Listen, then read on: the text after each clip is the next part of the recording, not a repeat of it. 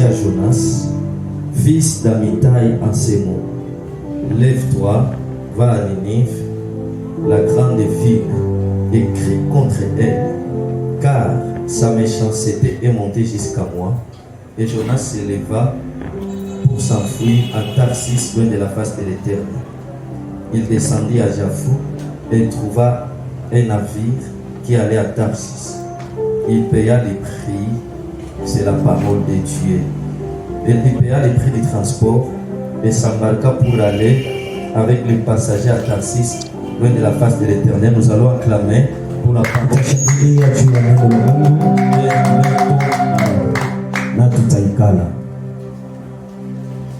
Je me présente. On m'appelle Daniel Blaise Massimango. Je suis pasteur niko mchungaji de l'église Jardin des Oliviers à kanisa ya bustani ya Mizeituni. Je ne suis pas venu seul. Sikukuya mie mwenyewe. Je suis venu avec mes fils. Nilikuwa na watoto wangu. Celui qui me filme, mwenye iko na ni l'évangéliste Patient, vous pouvez aussi na évangéliste Patient anaweza salimia watoto wa Mungu. Et celui qui m'interprète aussi. Na mwenye iko na interprete hapa. Je pense qu'il y a d'autres qui se sont perdus en chemin. Na iko saa wengine wamepotea njia. J'ai aussi la grâce d'enseigner. Na niko na neema ya kufundisha.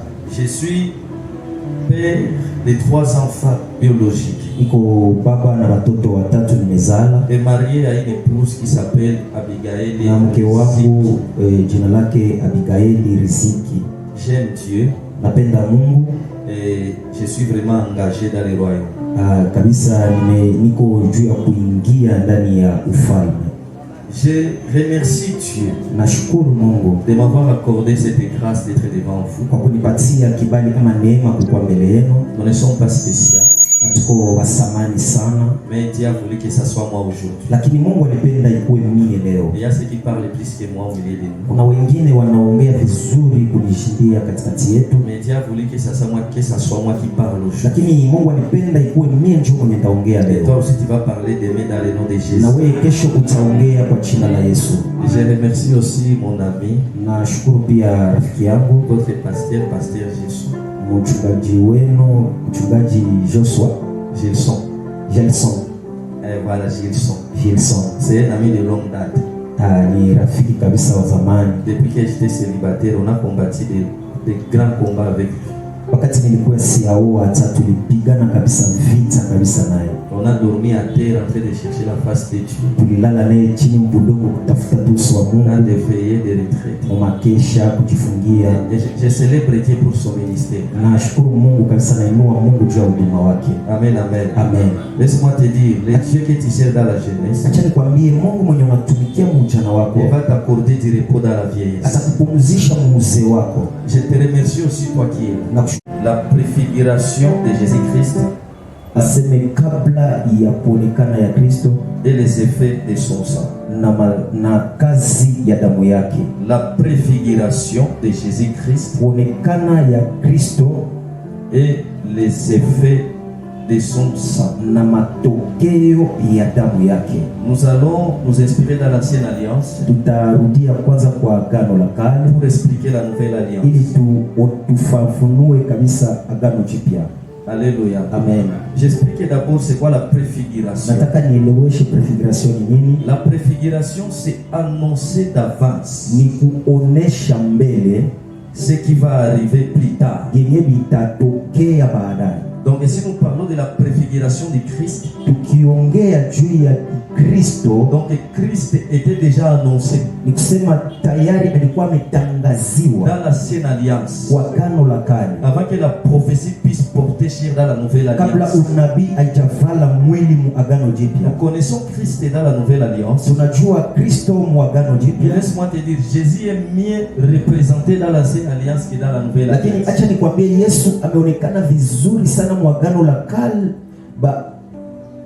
kuzidia Agano Jipya. Et aujourd'hui, nous Na allons leo nous inspirer de Jonas. na leo tuko naongea juu ya Jonas. Jonas, il était une préfiguration de Jésus-Christ.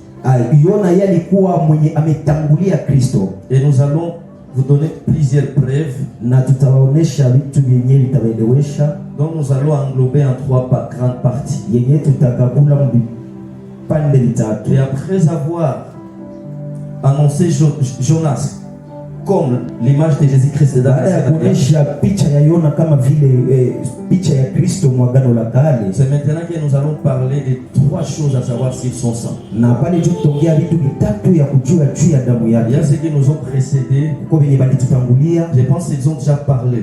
nadhani tayari baliongelea Je hiyo. vais venir ajouter. Mienda pia ongeza tu, La Bible dit que nous connaissons à partie. maandiko yanasema tunajua kwa Mais sehemu, je vais aussi donner ma part. na mimi enda pana tu nusu yangu. Et je crois que tu seras béni dans le nom de Jésus. Naamini utabarikiwa kwa jina la Yesu. J'ai dit ceci. Nilisema hivi, Nous allons nous inspirer de Jonas, tutaingia kuonesha Yona nani, dans un prophète de l'ancienne alliance, huyu nabii wa Agano la Kale, pour représenter Jésus-Christ dans la nouvelle ili alliance. atuoneshe Kristo mu Agano Jipya. Je vais vous donner trois raisons Ndawapatia sheria qui tatu prouvent que Jonas, yenye inaonesha kama Yona il est l'image de Jésus-Christ ni de picha ya Nazareth. Kristo wa Nazareti. La première raison, Kitu ya kwanza, Jonas veut dire une colombe. Yona inataka aseme kolombe. Nous commençons par là.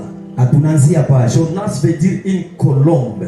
Yona inataka sema kolombe, Kama njiwa mkiswahili. jiwa. Une colombe. Jiwa, Une colombe c'est quoi? jiwa ni nini? C'est un oiseau Ni qui ndege annonce des choses. yenye inaonesha vitu viwili. Lorsqu'on voit une colombe, Ukiona njiwa c'est un oiseau, ni ndege, mais qui annonce des choses. lakini inatangaza vitu La viwili. colombe annonce la paix Njiwa inatangaza amani, et la colombe annonce la réconciliation. tena inatangaza tena Et si kukusanya. nous entrons dans la profondeur de la parole, Ukiingia katika kilindini ya Jésus-Christ maandiko, est représenté comme le prince des paix. ye Kristo anaonekana kama vile Et s'il mfalme est wa amani, représenté comme le prince des paix, kama anaonekana kama vile ça mfalme wa me prouve amani, à suffisance qu'il est la vraie colombe. inaonesha kabisa kama yeye ndio njiwa ya On kweli. parle de la deuxième chose. Tunaongea juu kitu ya On nous pili, dit que la colombe, bien aimée, anasema njiwa mpendwa représente la réconciliation. inaonesha kuambatanisha. Laisse-moi te dire, Acha nikwambie, tous les prophètes de l'Ancien Testament manabii wote wa Agano la avaient Kale échoué de nous réconcilier avec Dieu. walishindwa kutuambanisha na Mais Mungu. seulement Jésus-Christ de Nazareth, Kristo yeye peke Dieu yake il avait réussi à nous réconcilier avec ndiye mwenye Dieu. aliweza ili atupatanishe na Mungu. La Bible nous parle de Jonas. Maandiko yanatuambia juu ya Qu'est-ce Yona. nous dit la Bible?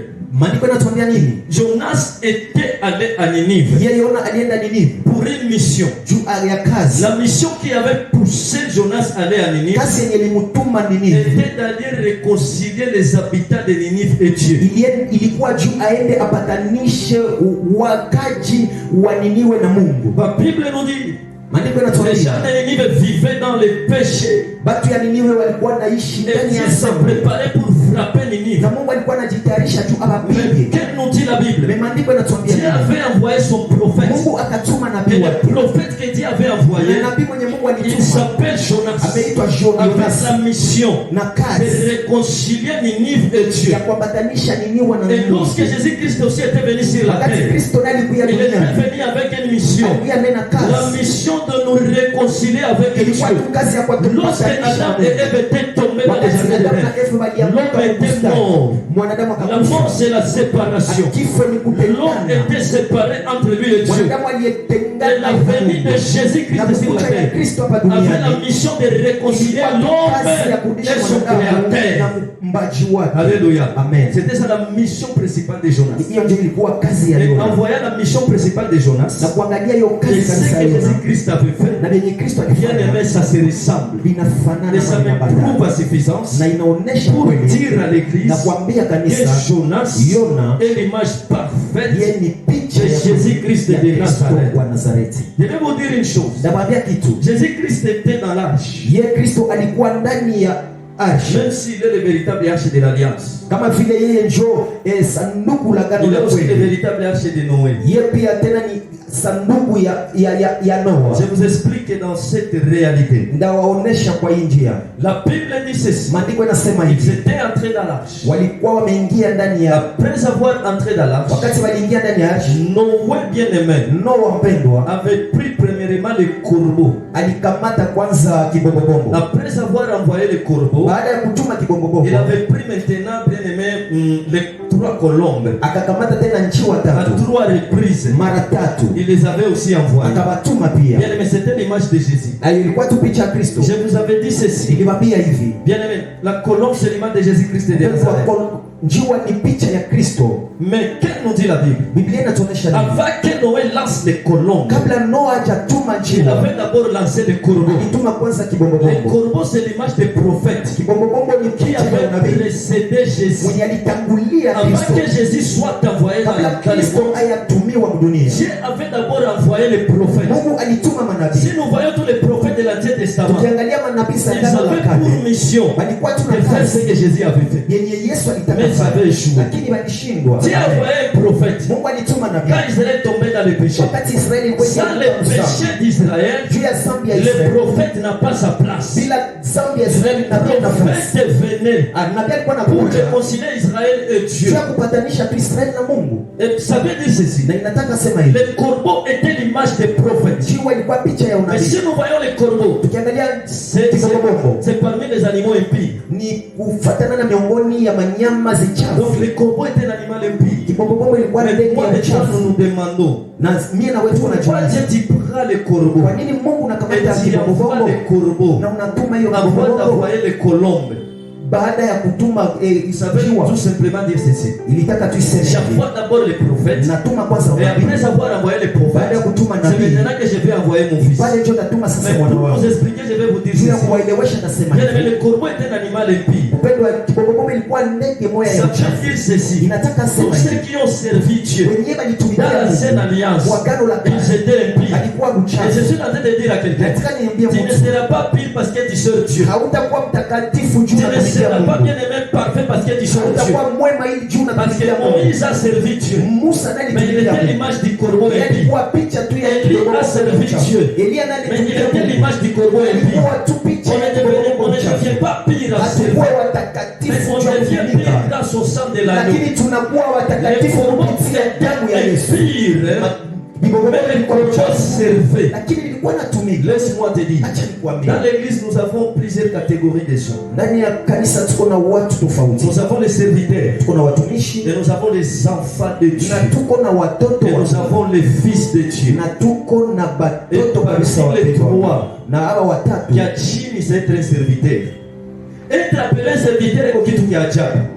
Parce que dans l'ancienne alliance, wagano la kale Dieu utilisait ses serviteurs. walikuwa natumikisha tu Et laisse-moi te watu wake. surprendre. Acha nikushindie. Même Nebuchadnezzar hata Nebukadnezar est représenté comme un serviteur de naye Dieu. alionekana kama vile mtumishi wa Dans Mungu. l'ancienne alliance, Wagano la Dieu kale avait aussi utilisé Pharaon. Mungu ndiye alitumikisha Malgré Farao qu'il n'était pas parfait. hata kama alikuwa Mais Dieu l'avait utilisé. lakini Mungu Le alimtumikisha fait de servir Dieu juu mtumikie ne Mungu prouve pas que tu es saint. haiko kuonesha kama Tu peux servir mtakatifu Dieu. naweza Parce tumikia que Dieu Mungu veut se servir de toi. mtu Mungu anapenda ajitumikie Tous ceux qui wewe. ont servi Dieu dans l'ancienne alliance. Wote wenye walitumikia Mungu wagano la kale walikuwa watumishi. Mais Kakuniluma, même dans la nouvelle alliance, nous avons des serviteurs.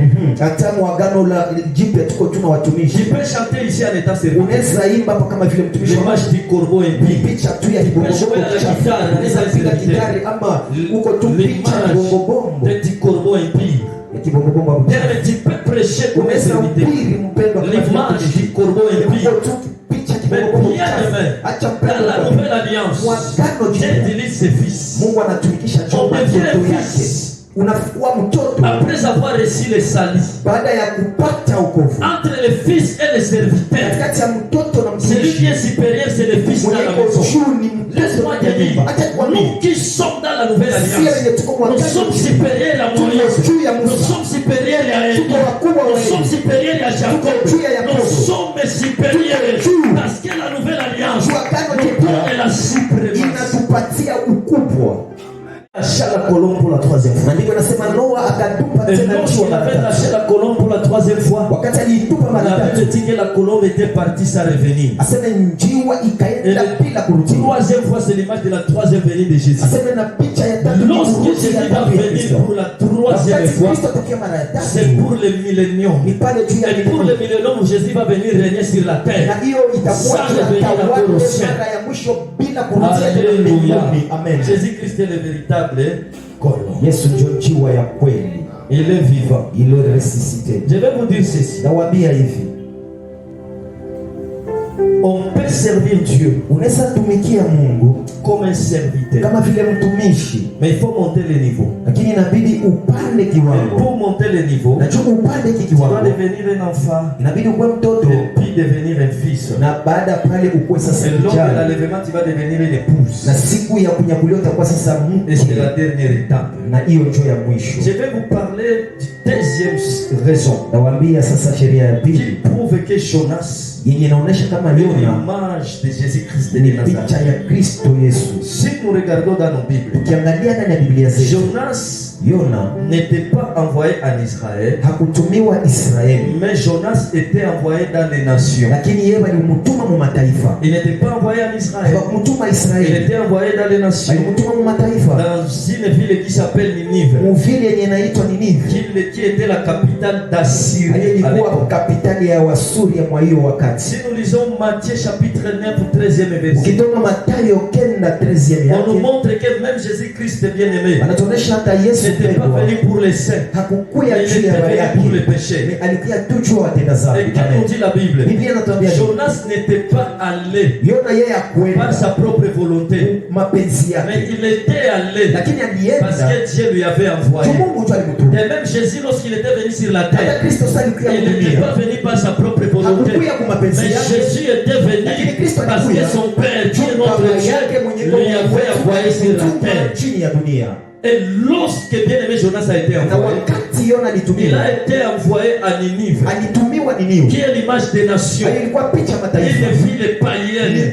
vile ya Et wapagani. lorsque Jésus aussi a été envoyé, Na Kristo wakati il n'était alitumiwa pas venu pour les saints, hakukuya mais juu il ya était venu pour watakatifu, les pécheurs, alikuya tu juu ya watenda dhambi, les brebis perdues d'Israël. makondolo zenye zilipotea za Pas les Israeli. brebis qui sont dans les droits chemins, Hapana makondolo zenye mais zilikuwa les mstari, brebis qui sont lakini perdues. makondolo zenye Les brebis zilipotea, qui sont perdues, c'est l'image de moi et toi. makondolo zenye zilipotea ni Les picha yangu mimi na nations, wewe, c'est l'image de moi et toi. taifa ni mie na Et c'est wewe. pour nous que Jésus était Na ni venu. juu yetu juu Il Yesu n'était alikuya, pas venu pour ceux qui sont saints, hakukuya juu ya il était watakatifu, venu pour ceux qui sont pécheurs. lakini alikuya juu ya watenda dhambi. Mais nous évoluons. Lakini tunaendelea, Évoluons dans la révélation. tuendelee ufunuo. Qu'est-ce nous dit la Bible Maandiko bien? yanatuambia nini mpendwa?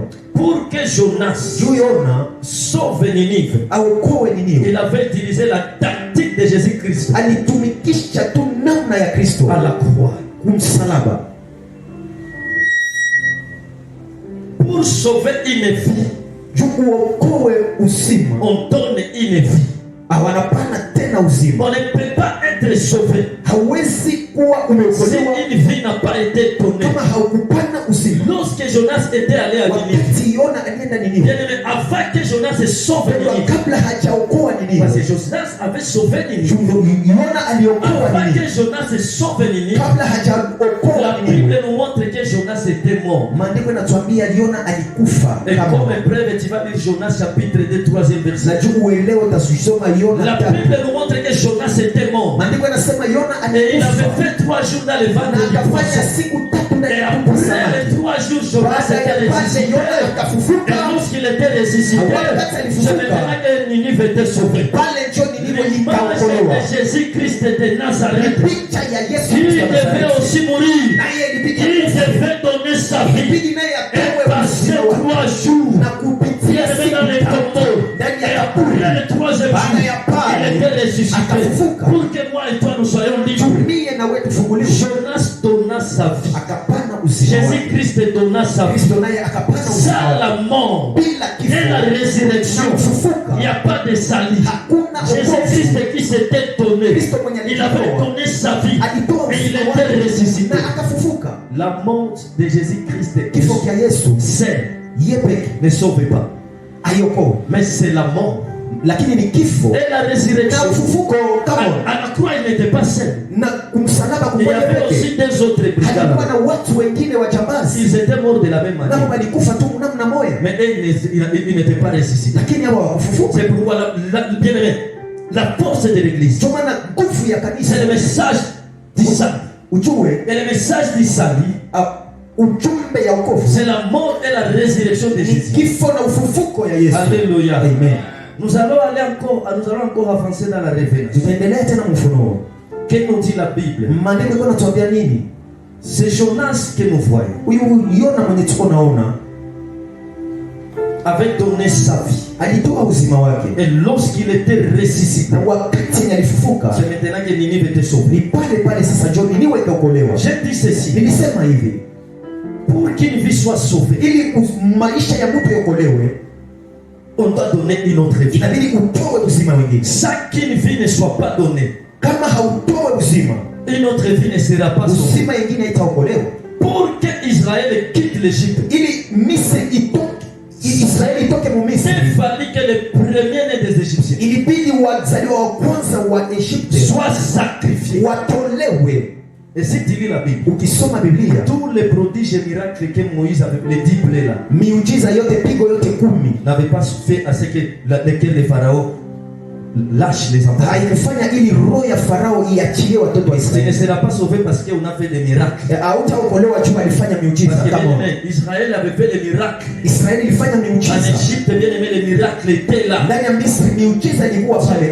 Dieu avait encore même frappé Mungu les Égyptiens. alipika hata wa Misri, Mais malgré que Dieu avait frappé les Égyptiens, hata kama Mungu alipika wa Misri, Israël n'était pas libéré. Israeli haikuwa imeokolewa. Pour qu'Israël soit libéré, Ili Israeli les iachiliwe, premiers-nés des Égyptiens doivent mourir. ilibidi watoto wa kwanza wa Et kizazi on doit wa Misri encore wakufe, ajouter l'agneau. waongeze tena mwana La kondoo. Bible dit que les enfants d'Israël, Maandiko yanasema watoto wa chacun dans Israeli sa maison avait tué kila l'agneau. mmoja kwa nyumba yake Et on alichinja avait mis le kondoo sang sur les na linteaux de maison. wakatia damu kumilango za Si nyumba. l'agneau n'est pas mort, Kama kondoo haikufe, les enfants d'Israël ne seront pas libérés. watoto wa Israeli Si hawataachiliwa. l'agneau n'est pas immolé, Kama watoe les kondoo, enfants d'Israël ne seront pas libérés. watoto wa Israeli Il faut qu'une hawataachiliwa. vie soit donnée. Inabidi uzima Pour qu'une utowe, vie soit libérée. ili uzima ingine Et iachiliwe. la vie qui a été donnée, c'est la vie de Jésus-Christ. Na maisha yenye On ilitolewa n'a ilikuwa pas ya besoin Yesu. d'un autre sang pour être sauvé. Hatuna tena Nous besoin ya avons tout damu ingine simplement ili besoin tuokolewe. du sang de Jésus pour être sauvé. Tuko tuna haja ya damu ya Nous avons Yesu tout ili simplement besoin tuokolewe. des sangs de Tuko Jésus. tuna haja ya Parce damu que là ya où il y a le Yesu sang de Jésus, pale kwenye kuko il y a damu ya la Yesu. libération. Tuko Pharaon kufunguliwa. ne peut pas libérer les enfants de Farao Dieu. haezi achilia Si watoto wa l'agneau Mungu. n'est pas immolé, Kama kondoo lorsque haichinjwe, l'agneau est immolé, wakati wamechinja c'est maintenant kondoo, que les enfants d'Israël vont quitter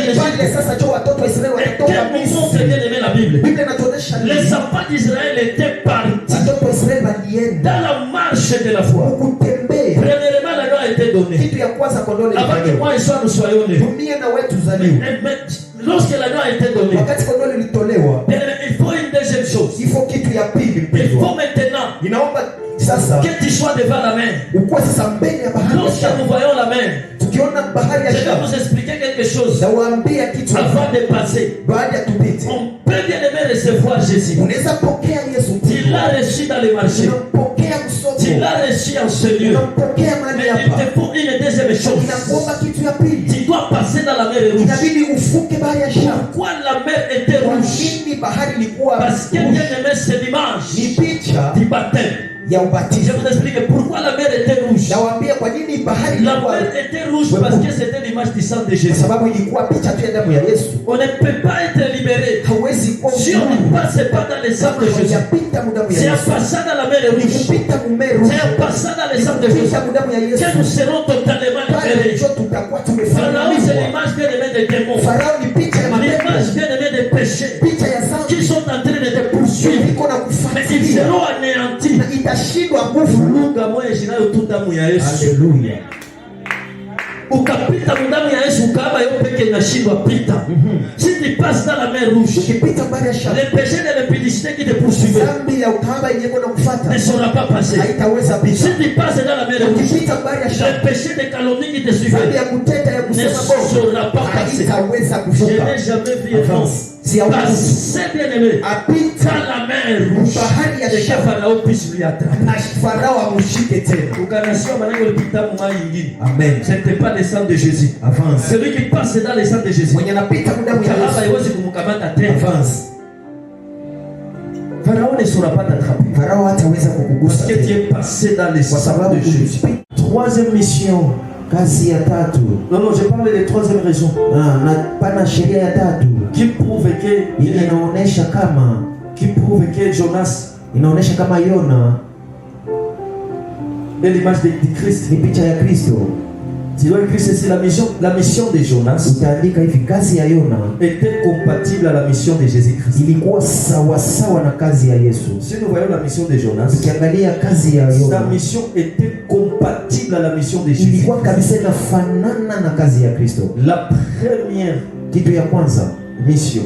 kazi ya kwanza, Jonas bien-aimé, Yona mpendwa, que nous dit la parole de Dieu, neno la Mungu linatuonesha il nini? avait parcouru Ninive pendant 3 jours Alitembea ndani ya ile mgini siku tatu, en train d'annoncer la colère de Dieu. iko nenda tena onesha makali ama visirani ya Mungu. Il avait parcouru Ninive pendant 3 jours. Alitembea siku tatu. Bien-aimé, les chiffres Hii alama dans la spiritualité, mukiro, les chiffres dans la spiritualité, alama mukiro ce ne sont pas les choses du hasard. haiko vitu ya kuzarau, haiko bure. Il faut prendre ça avec sérieux. Inabidi kabisa uikamate na samani. Pourquoi pas 4 jours, Jonas? Kwa nini haiko siku hii Pourquoi Yona? tu vas faire seulement 3 jours Kwa nini ufanye tu siku en tatu? train de parcourir Ninive? Utembee ndani ya Il mgini. était en train d'annoncer Jésus. Alikuwa anatangaza Il Kristo devait faire sa mission pendant 3 ans. mwenye angefanya Et kazi yake après avoir fait miaka sa tatu, mission, après 3 ans, na baada ya kazi yake miaka il tatu va rentrer chez les pères. atarudia kwa baba. Certains chercheurs parlent de 3 ans et demi, d'autres de 3 ans. Bengine Mais nous wanasema allons miaka tatu na équilibrer nusu, bengine tatu.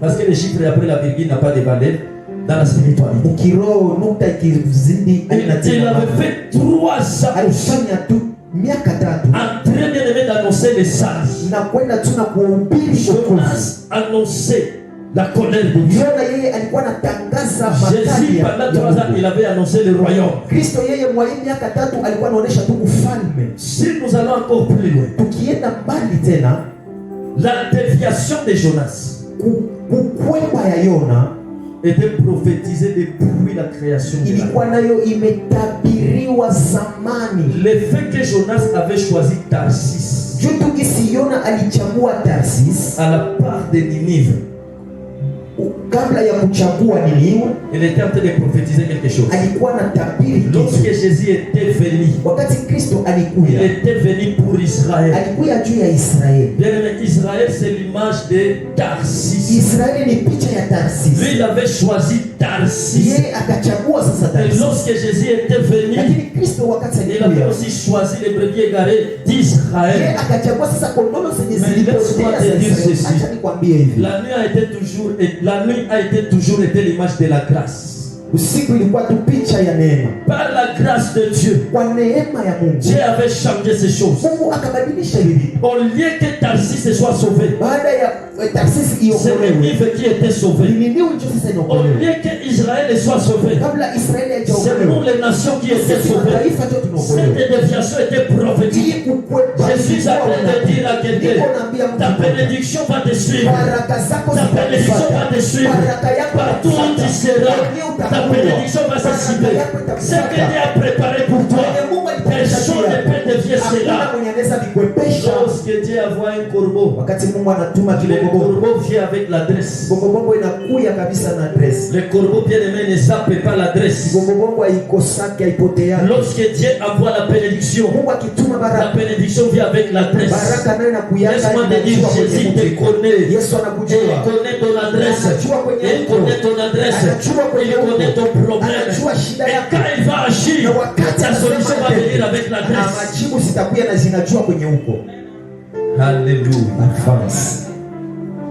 Nous rentrons dans notre thème. Tunarudia sasa neno yetu ya leo. Bien-aimé, Pendwa, alishindwa. Vous savez, Jacob aussi Unajua Yakobo naye et prophétise Jésus. naye alikuwa anatabiri Kristo. La Bible nous dit Maandiko yanatuambia Jacob aima Rachel. Yakobo alipenda Dieu Rasheli aussi aima Israël. na Mungu naye akapenda Il a Israeli, envoyé son fils. akatuma mwana wake. Mais si nous regardons dans la parole de Dieu, Tukiangalia neno la Mungu, la Bible nous prouve noir sur blanc maandiko kabisa yanatuonesha que wazi Léa était entrée à la place de Rachel. Lea yeye akaingia fasi ya Rasheli Et c'était la nuit. na ilikuwa usiku. Vous savez pourquoi les ténèbres étaient tombées de 12 heures? Unajua kwa nini giza iliingia mu 12h mpaka 15h? C'est à cette période-là Kwa hiyo wakati que les choses étaient ni changées. pale tu kwenye vitu vilibadilika. Israël a été déclassé. Ni pale tu kwenye Et les badiliko nations Israeli étaient entrées. na mataifa C'était sikaingia. bien aimé la nuit Ilikuwa usiku lorsque Léa était entrée dans la maison kwenye Lea aliingia de mnyumba Jacob. ya Yakobo. Et si nous avançons, je vais dire ceci. Na tukitaka tuendelee nasema hivi, L'homme de Dieu qui s'appelle Jacob, mtu wa Mungu mwenye anaitwa Yakobo il avait travaillé 7 ans alitumika miaka 7 pour avoir ili Rachel. apate ya Et Rasheli. si nous voyons Jésus-Christ Na aussi, tukiangalia Kristo naye il avait travaillé pendant 7 heures du temps. alitumika saa 7. C'est 7 heures réparties comme ça. Les 7 heures est réparties comme ça. Hii saa 7 inagabuliwa hivi, 6 heures à la croix saa 6 kwa msalaba et 1 heure dans na les saa chemins de moja Calvaire. kunjia ya kupanda ya Golgotha. Alléluia. Amen. Ça fait 7 heures. Inafanya sasa saa Jésus-Christ 7. aussi avait travaillé 7 heures à la croix Kristo naye alitumika saa pour 7 avoir msalaba. Léa et Rachel. Bon, qui l'image de moi et toi.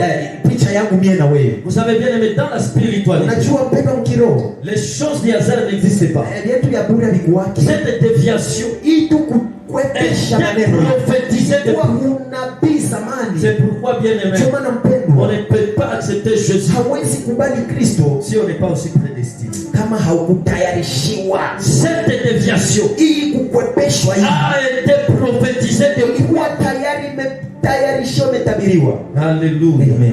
Mais pour finir, je vais dire ceci. Juu ya kumaliza nasema Avant hivi, de parler des effets du sang de Jésus. juu niongee juu ya matokeo ya damu ya Yesu. Malgré le travail, Hata kama kazi, malgré le travail que Jonas avait fait, hata kazi ya Yona alifanya 150 ans après, 150 ans après, Ninive était encore tombé. Nive ilikuwa tumeanguka. C'est là où les prophètes de l'Ancien Testament avaient Ni échoué. pale juu kwenye wanabii ya Agano la Kale walishindia. Malgré la loi, Hata sheria, les commandements, hata masheria Moïse maamri, avait échoué. Musa naye alishindwa. Malgré que les prophètes de Baal étaient égorgés, Hata kama walichinja wanabii habari, malgré que les prophètes d'Astarté étaient égorgés, hata kama manabii wa Tartate les walichinjwa, prophètes d'Élie avaient aussi échoué. Eli naye alishindwa. D'ailleurs, si nous lisons l'histoire d'Élie, il y a quelque chose se passe. Tukisoma hadithi ya Elibo, mimi napita. Vous savez, les prophètes Élie, la Bible dit, Nabii Eli, maandiko yanasema il avait fait les bateaux, les combats avec les prophètes de Baal balipigana na manabii ya Baali pour que le vrai Dieu, ili Mungu wa kweli, c'est lui qui va répondre par les faits, ule atakayejibia kupitia moto, puisse être adoré en Israël. atukuzwe ndani ya Israeli. Et pourtant, si tu lis ta Bible, Na ukisoma Biblia yako, avant qu'Élie se lève, kabla Elia haya nyakuliwa, Akabe et sa femme, Akabe na mke wake ils avaient détruit tous les hôtels de Dieu. baliharibisha madhabahu zote za Donc Mungu. en Israël, Ndani ya il n'y Israeli avait pas d'hôtel de Dieu. hakukuwa tena madhabahu ya Mungu.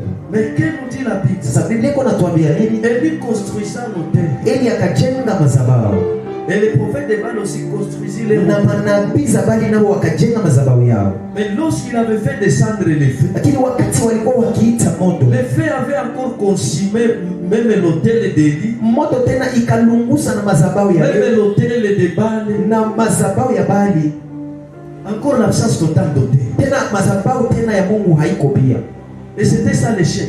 Na njo kushindwa ile tu, Comme il avait échoué, isi alishindwa. Jézabel se leva Yezabeli et akashindwa chassa Élie, na akamkimbiza, chassa aussi son Dieu. akashikimbiza na Mungu Il avait wake, échoué. akashindwa. Je suis en train de te dire, Acha niko nakwambia, malgré tout ce qu'ils avaient fait, hata vyote vyenye ils walifanya, avaient échoué. lakini walishindwa. Savez-vous même que même Jean-Baptiste avait échoué? Hata Yohana Mbatizaji na alishindwa, Il avait aussi échoué. na alishindwa, Mais celui qui avait réussi, lakini mwenye aliweza c'est Jésus-Christ de Nazareth. Yesu wa Nazareti. Acclamons pour lui, acclamons pour Shangilia Jésus. juu ya Yesu. Il est le seul à avoir réussi. Ni yetu ndio mwenye Parmi alishinda. tous ceux qui étaient envoyés par le Père, Watu wote wenye walitumiwa kwa Baba, il est le seul d'avoir reçu ni yeye tu ndio mwenye aliweza grâce à son sang. kupitia tu damu Je yake. parle maintenant de tout. Damu ya Yesu, Le sang de Jésus damu ya Yesu efface les péchés. inaosha dhambi. Bon, ceux qui m'ont précédé ils ont déjà parlé sur ça. Wenye walinitangulia Ils ont waliongelea encore parlé tena, sur ça. waliongelea Je vais aussi ajouter quelque na chose. nitaongeza tu kitu Et kidogo puis nous allons na passer. tutapita.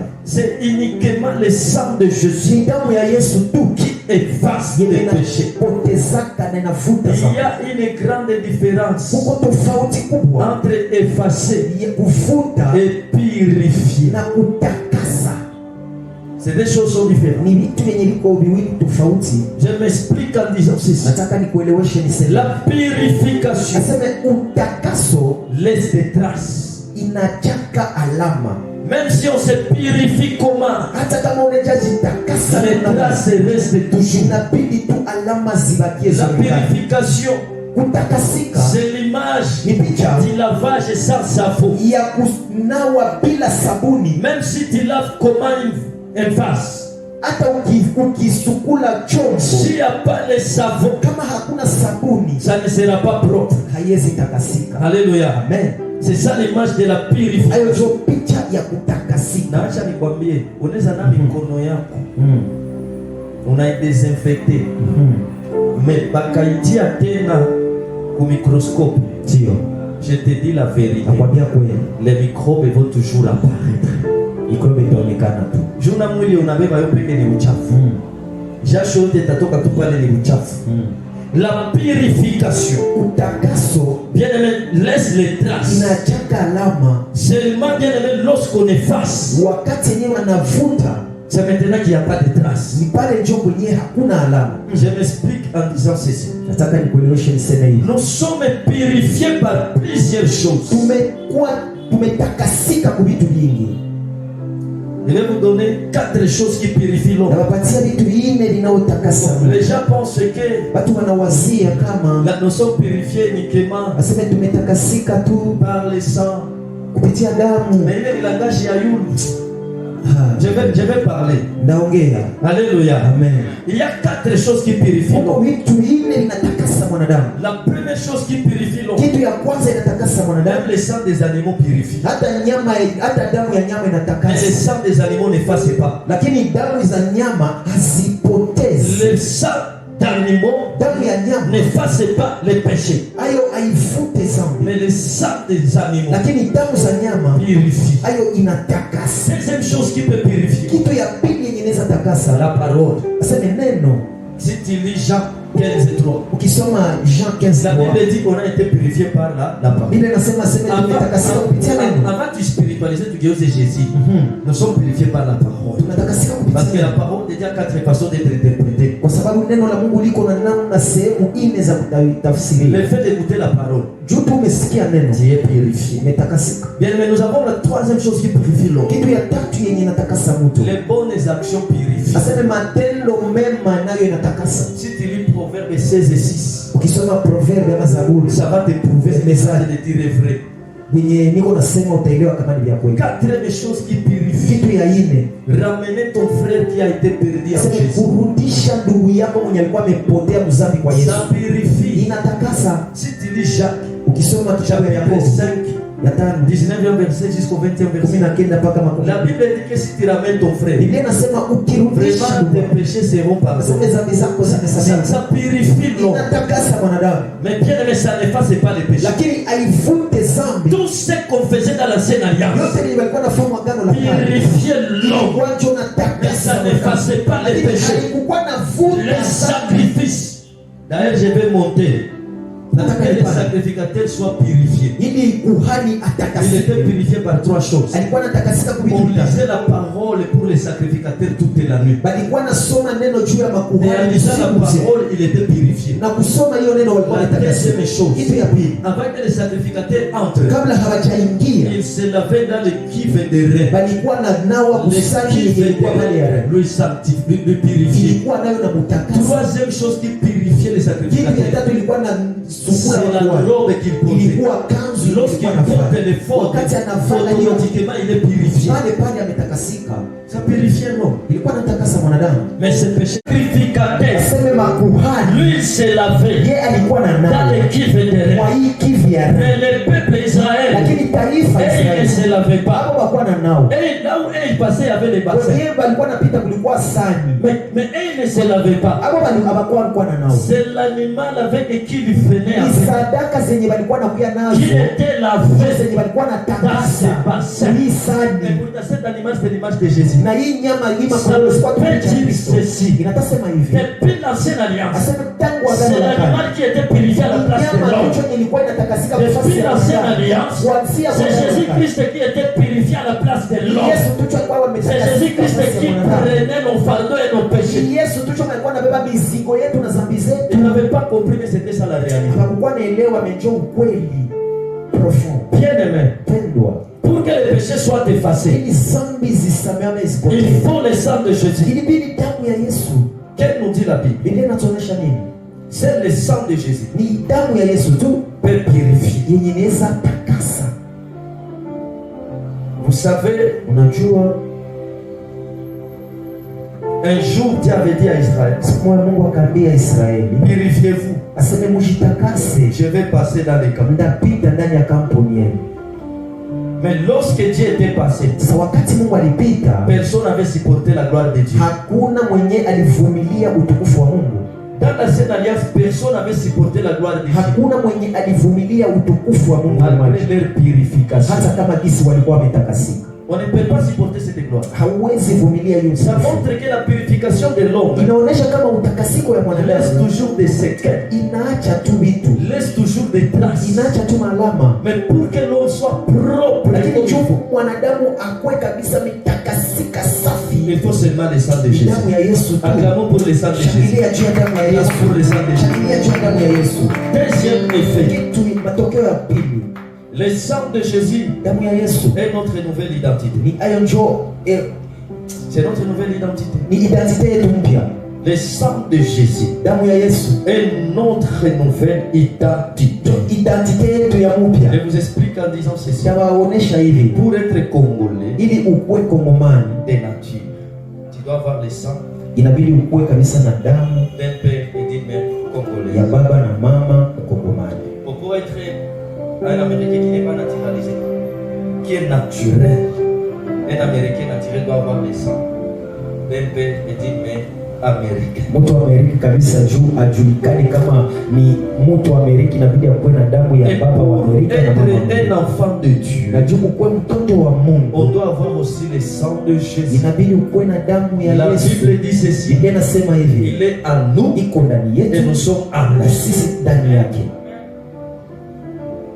On doit avoir le Jésus en nous, lui avec son sang. Inabidi tukue na Yesu ndani yetu na damu yake. Et ça va être ta nouvelle identité. Hayo ndio itakuwa sasa picha ama kujua Si un kana yako ya Américain, si mzee. un Américain peut intimider un Irakien, Kama Amerika mwanaweza intimider Irakien, c'est parce qu'elle connaît. ni jua anajua Le fait d'être Américain lui donne la supériorité. aseme juu tu ni wa Amerika ni iko juu. Et laisse-moi te dire, le Nikwambie. fait d'être appelé chrétien, d'être appelé un enfant de Dieu, Jinsi tu umeitwa Mkristo ama mtoto wa ça te Mungu, donne la supériorité. inakupatia ukubwa. Et je déclare ça dans le nom de Na Jésus. natangaza hayo kwa Tu jina es la Yesu. supérieur dans le nom de Uko Jésus. juu, uko Je dis mkubwa encore, kwa tu jina es la Yesu. supérieur dans le nom de Uko Jésus. mkubwa kwa jina la Je dis Yesu. encore, tu es supérieur dans le nom de Tena Jésus. juu kwa jina la Yesu. Mais la technologie nous a prouvé. Penda teknolojia Il y a imetuonesha des portes qui s'ouvrent uko milango inayofunguka grâce au sang. ni kupitia tu damu. Tu te lèves, Unashimama, tu mets l'empreinte. unatia kilole yako L'empreinte, bien aimé, c'est le sang. na kilole yako ni damu, Et après avoir mis l'empreinte, na baada ya kutia hiyo les kilole portes s'ouvrent. milango inafunguka. Il y a les portes qui s'ouvriront dans ta vie. Iko milango itafunguka Parce qu'il y a le sang de Jésus. Uko na damu ya Yesu. Et je déclare dans le nom de Jésus,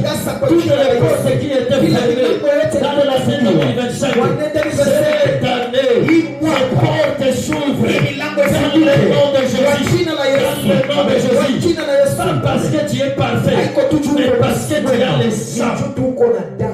Si Si on a le sang royal, ukikuwa na damu ya ufalme, partout où l'on passe, on a peur de nous. pote kwenye unapita na Et pourtant, kuogopa. bien-aimés, nous sommes des princes. Ndio tuko tu wa Et prince. bien-aimés, notre Dieu, Mungu wetu il nous a engendrés alituzala grâce à son sang kupitia tu damu qui a été yake versé à Golgotha. ilimwagika Les Golgotha. frères bien-aimés, Juu tu d'avoir le sang de Jésus, umekuwa na ça damu ya te Yesu, donne la puissance et le pouvoir kupatia uwezo na que mamlaka les gens puissent te craindre. ili watu wakuogope. Et je le déclare dans le nom de Jésus. Natabiri kwa jina la Les Yesu, démons de ta famille, les sorciers de ta famille vont se mettre à genoux devant toi washuke parce que mbele tu as le sang yako, de Jésus. shuka na damu ya Yesu.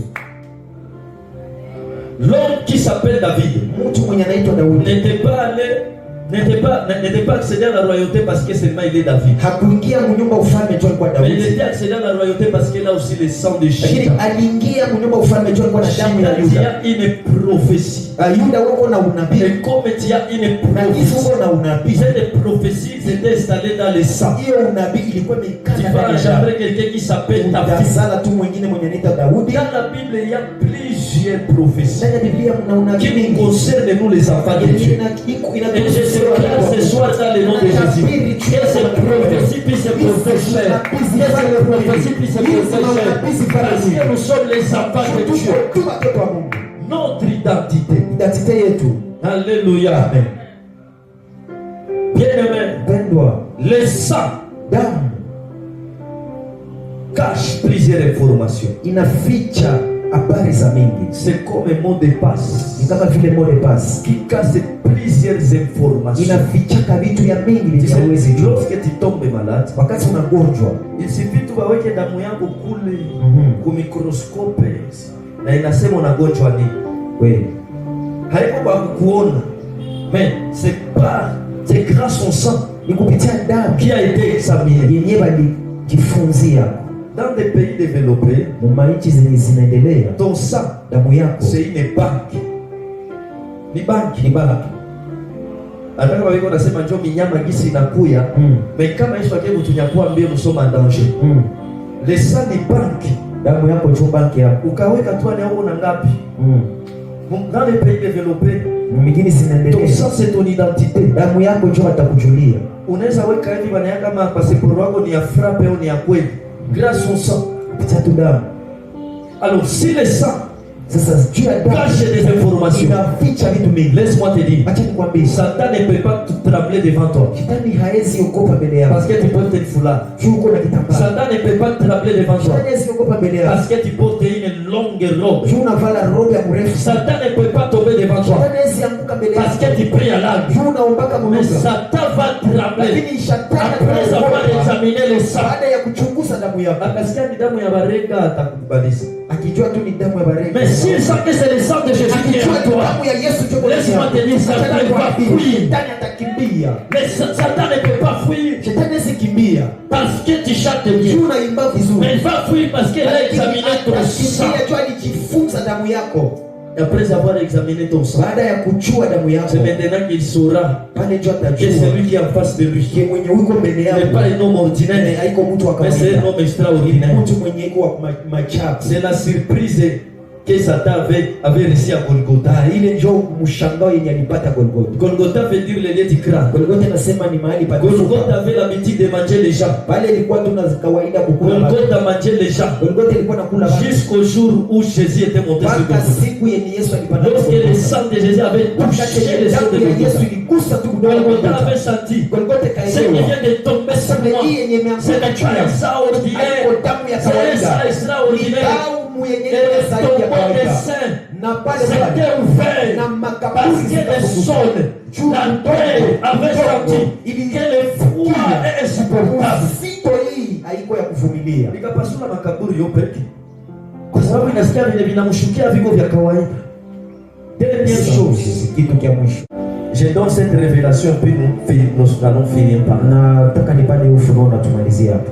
Savez-vous Unajua l'histoire de Jacob, Esaïe et Esaü plutôt, Jacob, Esaü et Isaac unajua hadithi ya watu watatu Yakobo, Esau na Isaka nous expliquait le fonctionnement du père. ilikuwa natuonesha namna gani ya matumikio ya baba. La Bible dit que l'homme qui s'appelle Esaü Biblia inasema mtu mwenye anaitwa Esau était né avec les manteaux. yeye alizaliwa na nguo kama vile ngozi. Il était velou, il avait des poils. Alikuwa na mwili yenye ilikuwa na mapwani. Et l'homme qui s'appelle Jacob, na mtu mwenye anaita Yakobo, lui il était né d'une manière normale. Yeye alikuwa mtu amezaliwa kabisa normali. Alors, le père avait voulu bénir. Sasa baba alipenda abariki son fils, mtoto wake. Laisse-moi te dire. Acha nikwambie. Isaac c'est l'image de Dieu. Isaka yeye ni picha ya Mungu. Et si nous voyons Esau, tukiangalia Esau, il est l'image de Jésus-Christ de Nazareth. Yeye ni picha ya Kristo Yesu. Je vais vous prouver. Bien aimé, comment il est l'image de Jésus? Namna gani yeye ni picha ya Yesu? Nous ne sommes pas bénis parce que nous prions. Hatubarikiwe juu tunaomba. Mais la Bible déclare que nous sommes bénis en Jésus. Lakini Biblia inatuonyesha kama tumebarikiwa kupitia Yesu. Yakobo, tu ne peux pas être béni. Hawezi barikiwa parce que tu pries. Juu unaomba. Mais tu seras béni en Jésus. Utabarikiwa juu kupitia Yesu. Tu seras béni en Esaü. Utapitia juu si tu ne portes pas la peau d'Esaü, tu ne seras pas béni. Mais si tu portes la peau d'Esaü, tu seras béni. Dieu ne nous bénit pas parce qu'il écoute nos prières. Mais Dieu nous bénit parce qu'il écoute l'odeur d'Esaü. Lorsque Dieu écoute l'odeur du sang de Jésus, c'est maintenant que nos prières sont agréées. Nos prières ne sont pas agréées. Je recommande à poster. La postera ya humilité ya nguvu. Mimi naomba niko natia mikono mmifuko. Ce n'est pas moi qui prie. Haiko mie ndio naomba. Dieu n'écoute pas la voix. Mungu asikie sauti. Mais il sent l'odeur. Anasikia tu harufu. Si c'est l'odeur d'Esaü, ni harufu ya Esau, je serai béni. Utabarikiwa. Mais si ce n'est pas l'odeur d'Esaü, je ne serai pas béni. Hauwezi barikiwa. Qu'est-ce que Jacob avait dit? Et c'est qu'est-ce que Isaac avait dit? Isaac alisema nini? Mais la voix c'est la voix de Jacob. Aseme sauti niko nasikia ni ya Yakobo. Mais l'odeur, lakini harufu c'est la peau d'Esaü. Ni harufu sasa ya Esau. Jacob n'était pas béni comme Jacob. Unajua Esau hakubarikiwa sawa Yakobo. Jacob n'était pas béni comme Jacob. Jacob hakubarikiwa sawa Yakobo. Mais Jacob était béni en Esaü. Lakini alibarikiwa kupitia Esau. Et laisse-moi te dire. Acha nikwambie. Il est avantageux pour nous que Jésus m'aime. Ni ya maana ya samani sana juu yetu Yesu apende. Amen. Tu ne pouvais pas prier toi. Hawezi omba wewe. Radi na shuke na kumaliza. Mais aujourd'hui nous prions parce qu'il y a quelqu'un qui est décès de prier. Nous parlons avec nos paroles qui sont faibles. Mais lorsque lui il entreprend du Père, on sent son sang. Son sang affaiblit la colère du Père. Et il te bénit. Il est vivant. Il est ressuscité. Lorsqu'on devient un enfant de Dieu, c'est maintenant que nous allons manger les bénédictions du roi. Mais si nous ne sommes pas des enfants de Dieu, on ne mangera pas les bénédictions du roi. Dans le royaume de notre Père, il y a plusieurs bénédictions. Mais devenons enfants de Dieu. Nous allons prier. Je ne sais pas si tu es, mais tu vas tout simplement déclarer avec moi. Père, tu viens de nous parler que nous sommes bénis en toi. Et ce soir, voici ma requête. J'attache cette requête au sang de Jésus. Et je lève cette requête devant toi. Et fais ça dans le nom de Jésus.